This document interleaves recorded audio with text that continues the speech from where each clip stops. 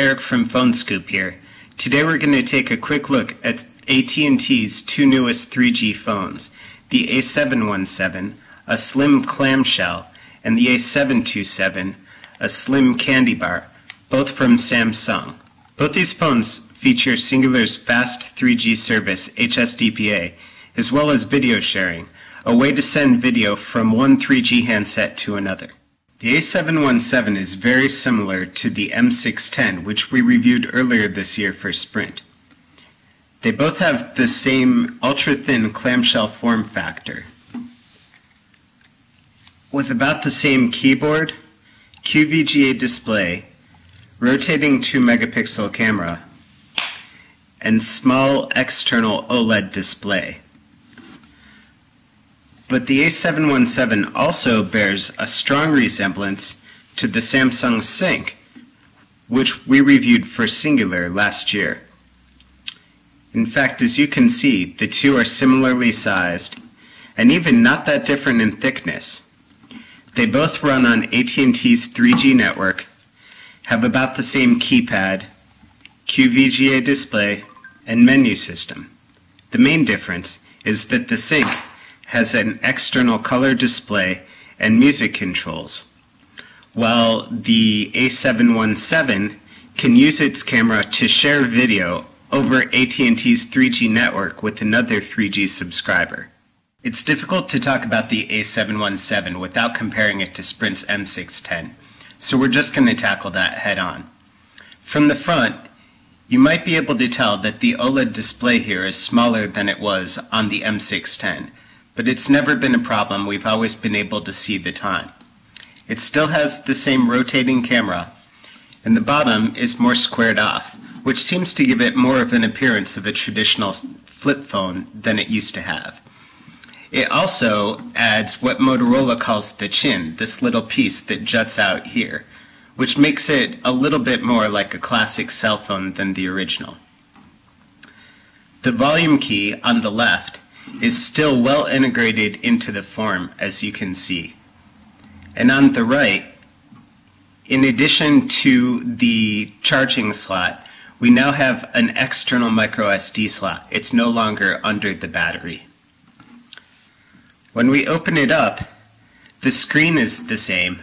Not that that's a problem. The original screen on the M610 was beautiful, as is this.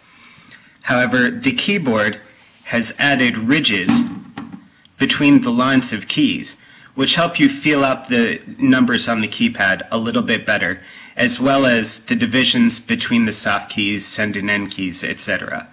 The one place where you'll see there really isn't any tactility is between the center select key and the D-pad ring. This means that you actually wind up pressing select a lot of times when you're just trying to hit a direction on the D-pad.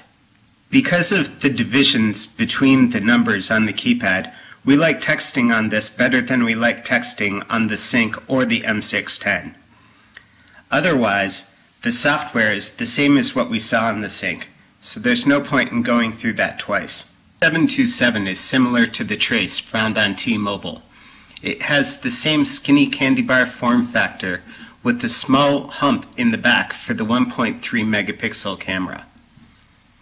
On the right-hand side is a shortcut key that launches the camera quickly, as well as the micro SD slot. And on the left-hand side are the volume keys and the headset and charging adapter. On the front, you see a landscape-style screen and a flat keyboard similar to what we see on the A717. It has the same small humps between the rows of keys and around the 5, and it also lacks any differentiation between the D-pad ring and the center select key. This D-pad is also smaller, further causing us to hit center select by accident when we mean to be pressing a direction key. The A727 has a landscape-style 220 by 176 display, which has about half the number of pixels of the QVGA display in the A717. In some cases, you can really tell. For instance, in the main menu, you can see the icons all look tiny and the interface looks smushed. When browsing the web, it's also very frustrating as you don't get to see very much at a time. However, in other cases, Samsung did an excellent job of changing the interface around to take advantage of the smaller screen. One of these cases is composing a text message, where you no longer have the redundant address bar and just have a message composition window and then use the send to address it.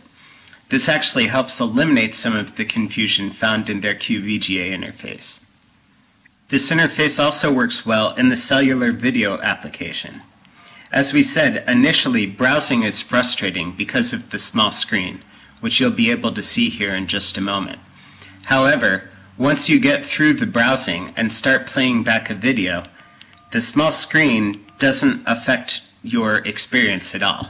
It might be the smaller screen, or it could be some other reason, but videos look smoother to us on this phone than on the A717 or the Sync or other Singular 3G phones that we've played with.